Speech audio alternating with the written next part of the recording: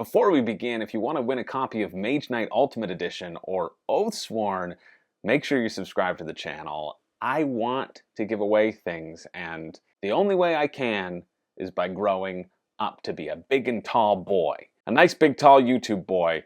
If you're not new to the channel, you probably know what I'm talking about. If you are, well, I'll talk more about it at the end of the video, because that is not what we're here for. We are here to talk about the 5 reasons you shouldn't back Elden Ring. A game that is so expensive, it was cheaper to fly out content creators to London to play it instead of sending them each their own copy. Allegedly.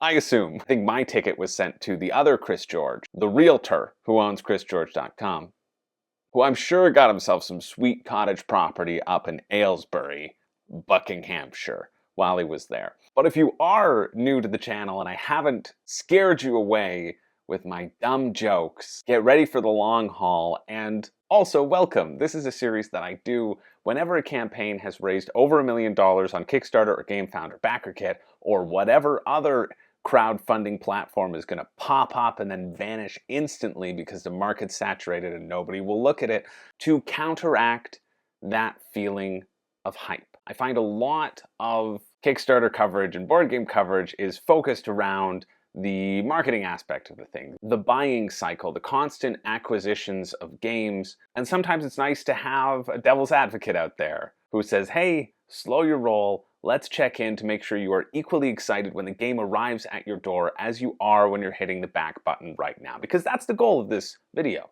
I don't want to make you not get this game. I want to make sure that this game is the game for you and that you're not backing based around potentially the wrong reasons, or the reasons that won't have as much longevity as some other reasons. But I gotta hand it to Steamforged Games. I was expecting a huge campaign filled with FOMO, and there's a lot there, and we're gonna talk about the marketing tactics, but there's also a lot to be excited about. First off, the structure of the campaign page. I do a Monday show on this channel called Crowdfunding Countdown, where we take a look at every single board game campaign that's leaving Kickstarter and looking at the campaigns. And because I have filmed that early, I actually filmed it yesterday, and Elden Ring came out today and will finish next week. It won't be on my next week's coverage, but I gotta hand it to them. I'm thrilled with the campaign page. I really am. They have a rulebook almost right at the top of the page, a fairly well-written rulebook, an easy-to-absorb rulebook, even though it's 40 pages long,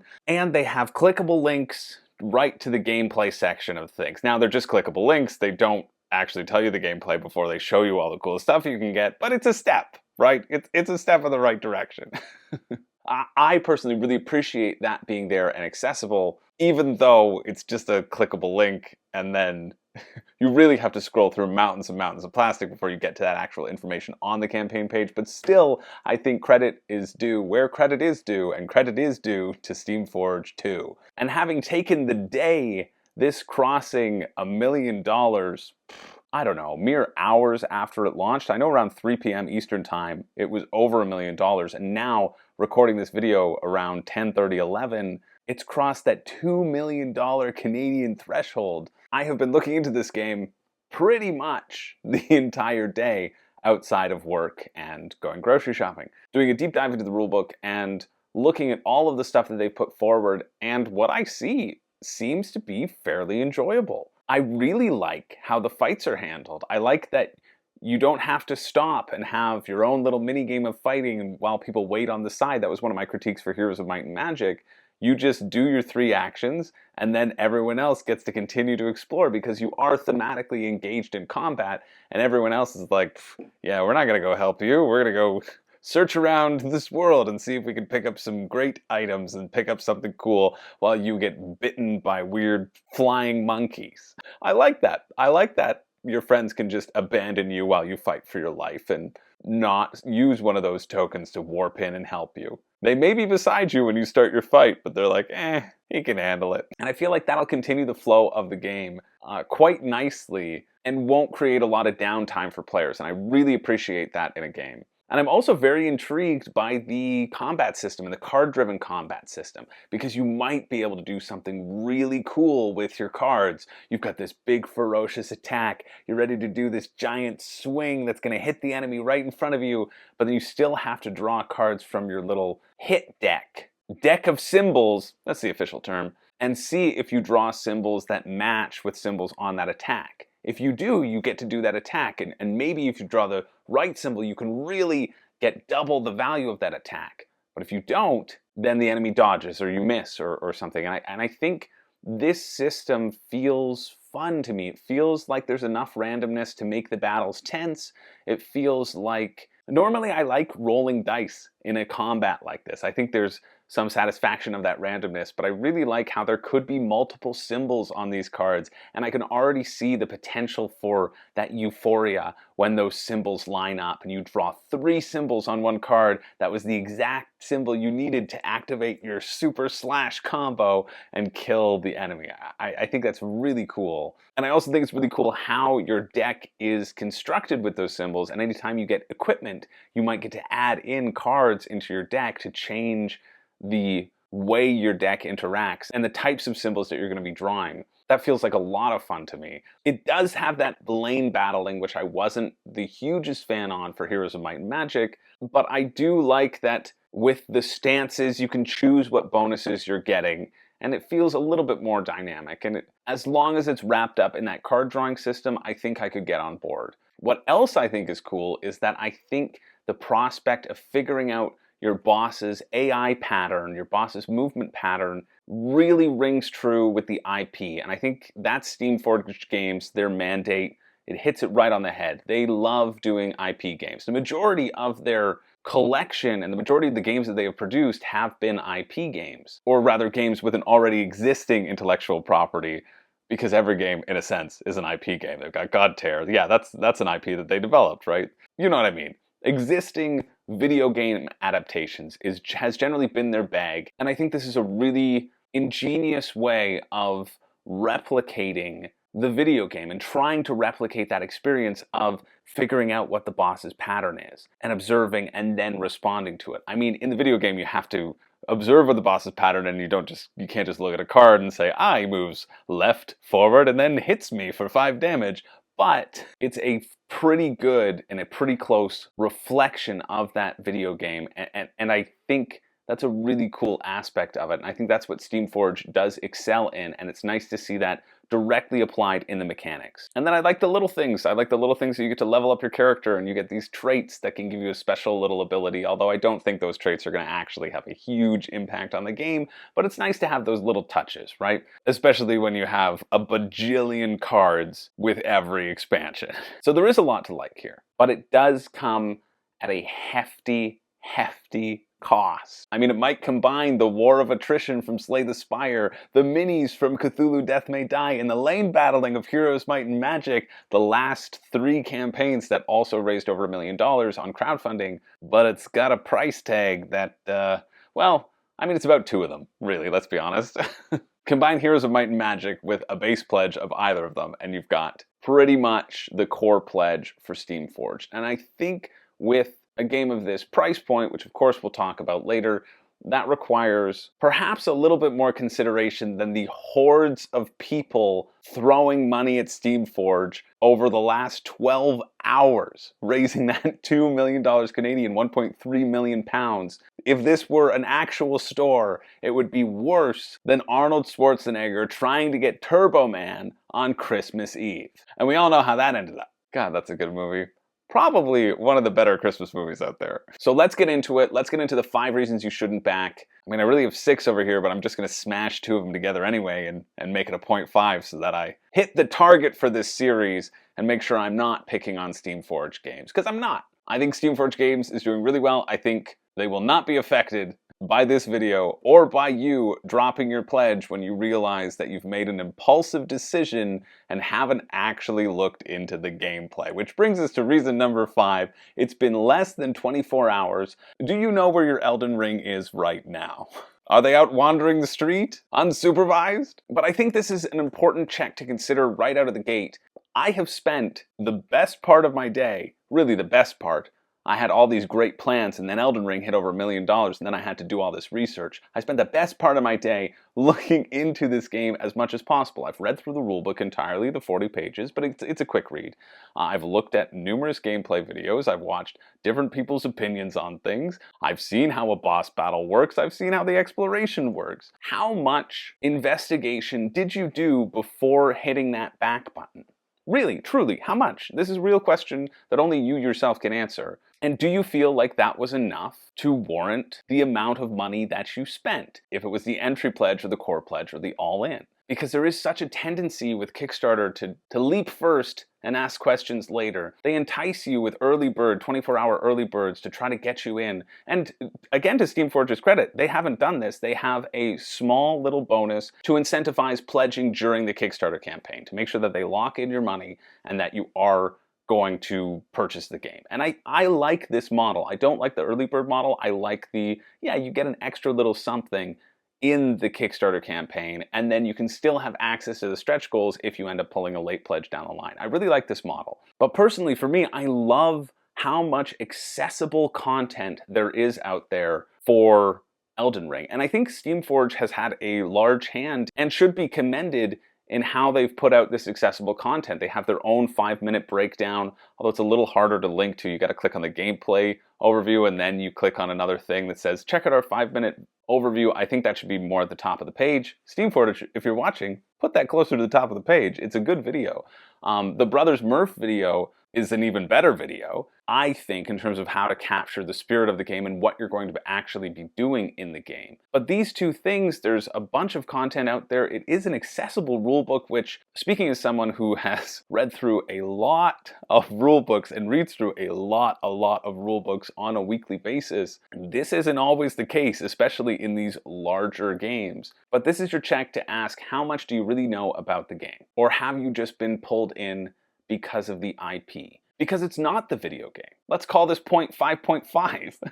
It isn't the video game as much as Steamforge's team, I think, has put a lot of care into trying to replicate the experience of Elden Ring. We were talking briefly in our Discord, in the Room and Board patron-only Discord. How's that for a Kickstarter exclusive? No, we were talking a little bit about Elden Ring because obviously it's a topic of conversation, but the actual specific video game, and I love this video game series. I love Demon's Souls. I love Dark Souls. I've only played Demon's Souls, Dark Souls 1, and Dark Souls 2. I can't wait to play Dark Souls 3 and Bloodborne. I just have not had the time in the last 7 months since I actually have had access to them.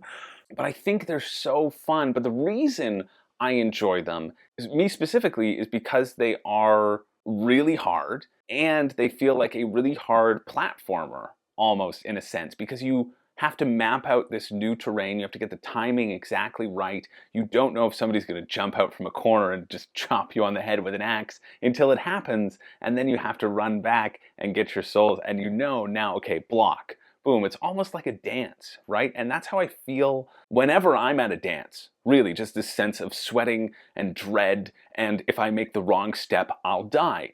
That's often how I feel when I'm out at a public dance, and have felt since I was in high school. But, oh, this is going to be a long video. I just checked the time. But I love that retrying and repeating aspect of things. And that's something I love in the video game. And that is absolutely something I do not want in the board game.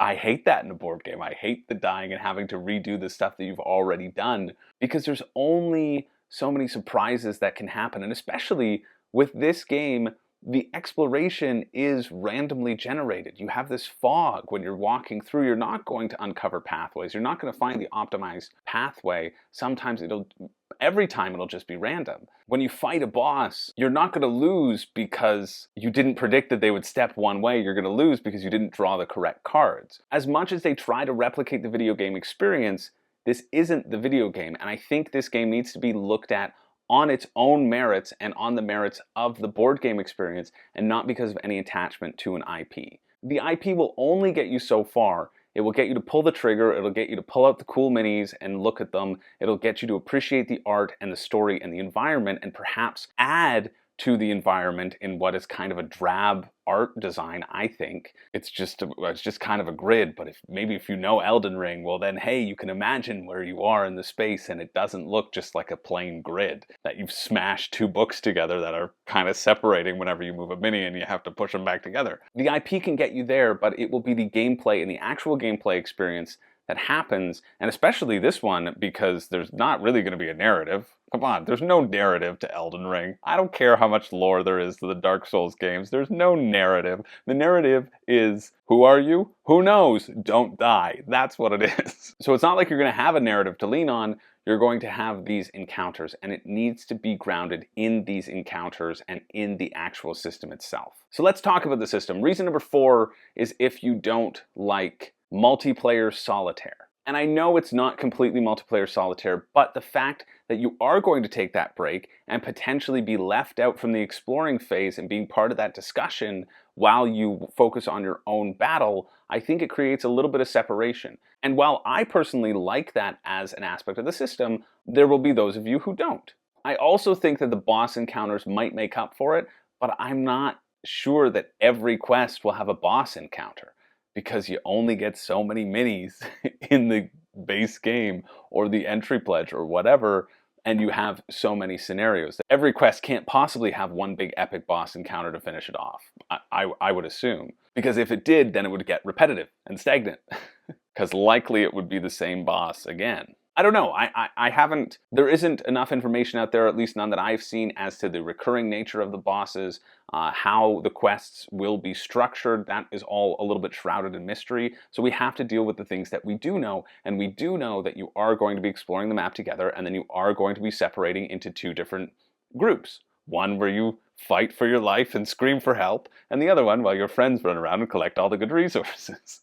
Now let's jump ahead to another point. We'll call it reason number 3. This is a lot more free-formed a discussion than I usually like to structure these, but I think with a game like this, yeah, let's have a free-form discussion. It's a free-form gameplay. I think another gameplay element that you should consider, which aspect of the game do you like more? The exploration aspect or the battling aspect? And if you don't like them equally, when will you grow tired of one of them? I like exploring. I like the idea of revealing things, revealing tiles.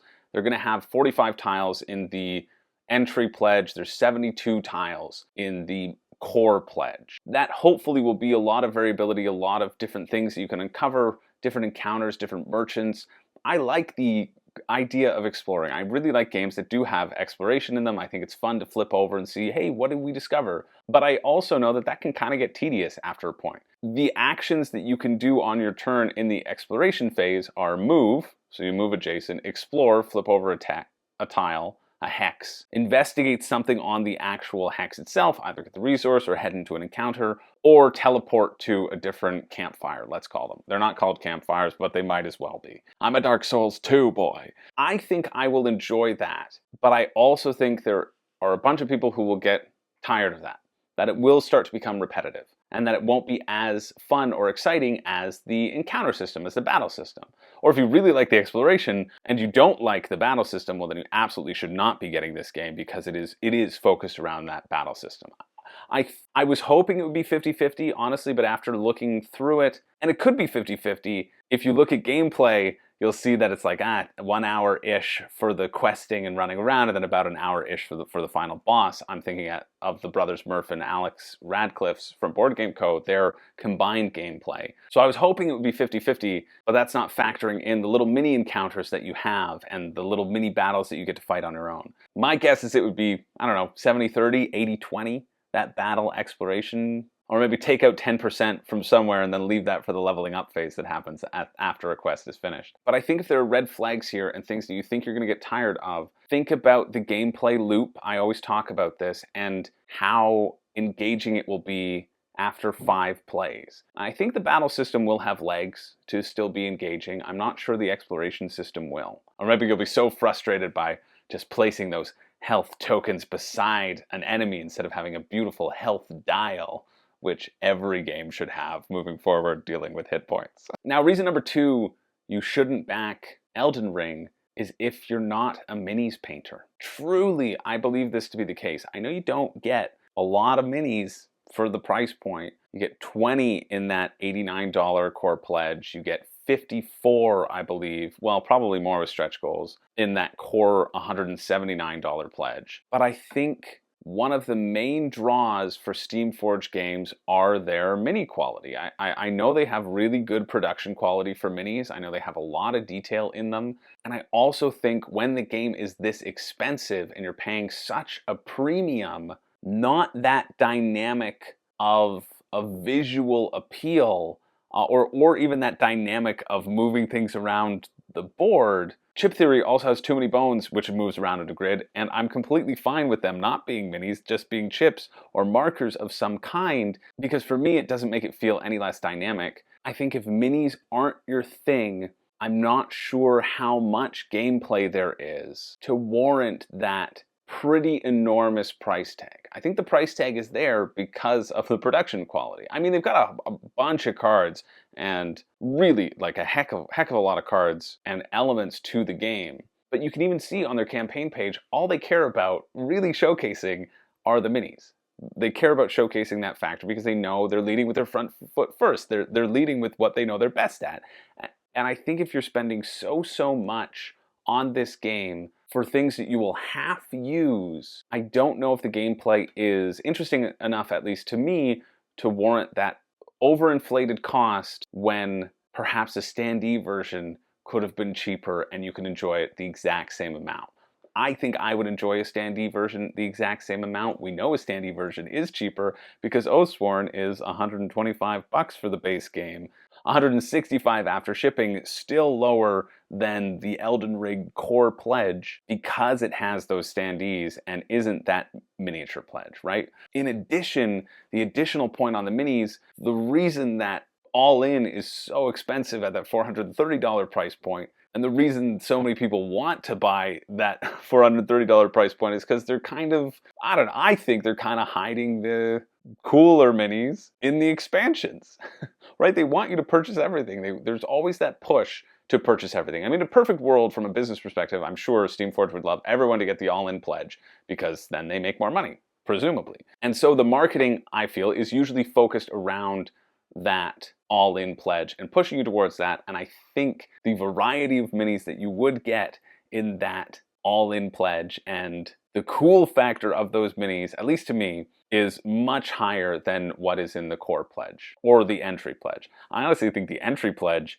is cooler than the core pledge, but people will want the core pledge because whatever stretch goals are going to come up down the line, I'm assuming are going to be cool. But yeah, I want those freaking skeleton monkeys. Of course I want all that stuff, but I'm also not a painter, right? And I realize, or I recognize this in myself, of getting and paying for these mountains and mountains of plastic that I don't paint and I don't use to their full potential. And I've given my painter friend Zach too many to be able to capitalize on him painting any more for me. It just isn't that deep, I think, of a gameplay experience to warrant that elevated price point if you're not investing fully in the minis and you're not going to get hours and hours of enjoyment from really diving into what I think is Steamforge's selling point. Which brings us to number one, and we've kind of been talking about it all throughout this video, but it's the price point. It's so much money, and I think it's too much money for a board game. I think the entry-level pledge is actually the way to go, and is the thing that I would be the most interested in, and I love that there is this standalone pledge that exists, but I also think you should not purchase this at retail because you are not getting the expansions with it, and you are not getting the stretch goals with it. You're getting nothing but a £21 discount on MSRP, and you know what? The cheapest shipping, estimated shipping out there, well, there isn't an estimated shipping for the entry-level pledge because they want you to get the core pledge and upsell you, so we'll go with the core pledge's shipping estimates. The cheapest pledge out there gives you an estimate of £24 in shipping. So you're paying more to get it shipped to you than you would if you were able to pick it up at a store at a later time. And I can see the entry-level pledge being the thing that goes around to stores because it's more palatable for stores to pick up and put on their shelves than something that costs $200, right? If it only costs $89, well, maybe people will pick it up based around the IP instead of this larger experience. But it's just so much money, and I'm going to bundle this point, we'll call it 1.5, with the fact that you will never play all of the all-in content. I know this. A lot of you will not play it. Some of you might, and if you will, go for it, right? Like, absolutely. If you think you're going to play this that amount of times, yes, this is a great pack for you. If you have purchased more than 5 other big box Kickstarters this year that will all arrive at your door at the same time, how are you going to get all of them to the table? And I know you've probably purchased 5 in this last year because it's near the end of the year and I've done a lot of these videos, and I know a lot of you say, hey, yeah, you convinced me to back, which is great, right? That's what the point of this series is to convince you that you're making the right choice or to have you slow your roll. But take the time now to do a retrospective on the amount of games that you have pending coming your way. Kickstarter is an addiction. It really is. Some people call it the best addiction. Some people call it the worst addiction. I call it more of an addiction than my Aunt Sally's cornbread. Oof, cornbread's so good. But it is an addiction. There's this dopamine hit that I certainly got during the pandemic where I backed everything in 2020 and then realized I needed to start making these videos for myself to stop it. When the mountains of boxes are still arriving at my door now and I have nowhere to put them. And more importantly, no time to play them to their full potential.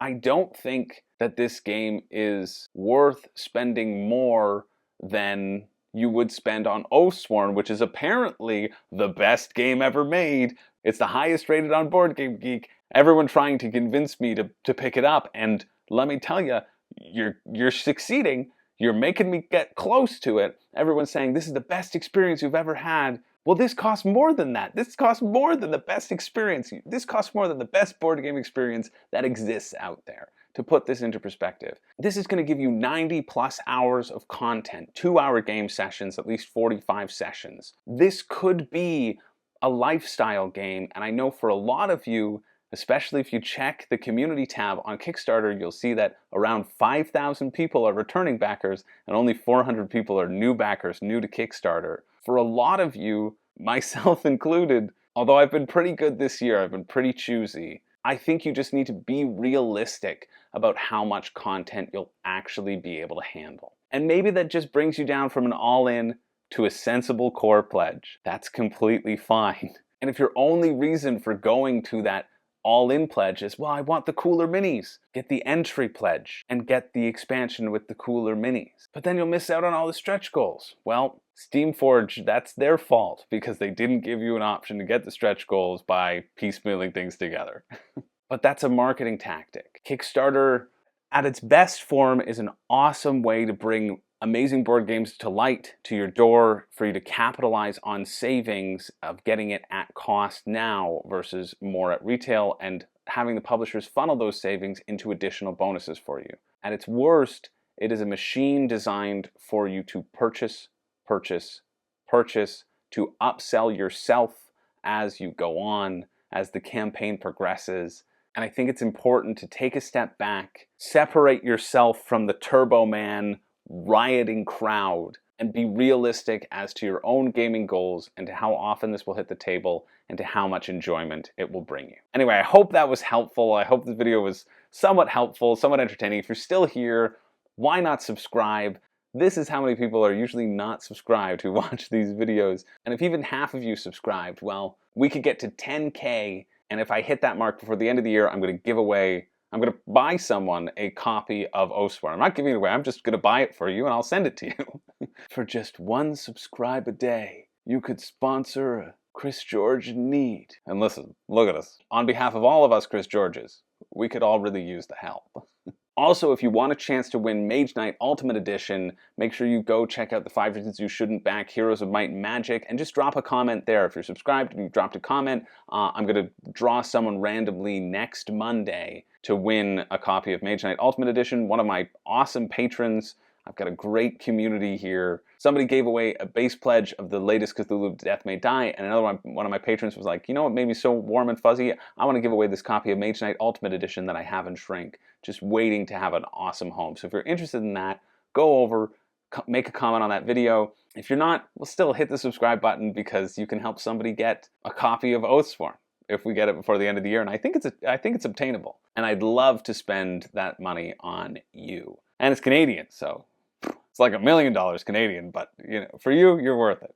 Anyway, that's where I am in terms of Elden Ring. I think it actually is a really solid, fun game that is just too expensive for me. I think it's a little bit overpriced because of the mini factor, and I worry about its longevity, but I think the battle system seems fun, and if it can make lane battling seem fun, to me, who really doesn't like lane battling, I think it's doing a pretty good job. So I hope if you do get Elden Ring, I hope you love it. I hope it is incredible, and I hope you really are excited for when that gets to your door. And if that doesn't sound like you, well then, hey, you probably shouldn't get it. Anyway, thanks so much for watching. My name's Chris George. I don't have a catchphrase, but I hope you know that I don't care about any of you whatsoever, and I hope your day is miserable. Get out of here. Buy some eggnog or something today. Now that, 5 reasons you should back eggnog. It's delicious. It's delicious. It's delicious. It's vegan, and it's delicious. Those are all true. Okay, bye.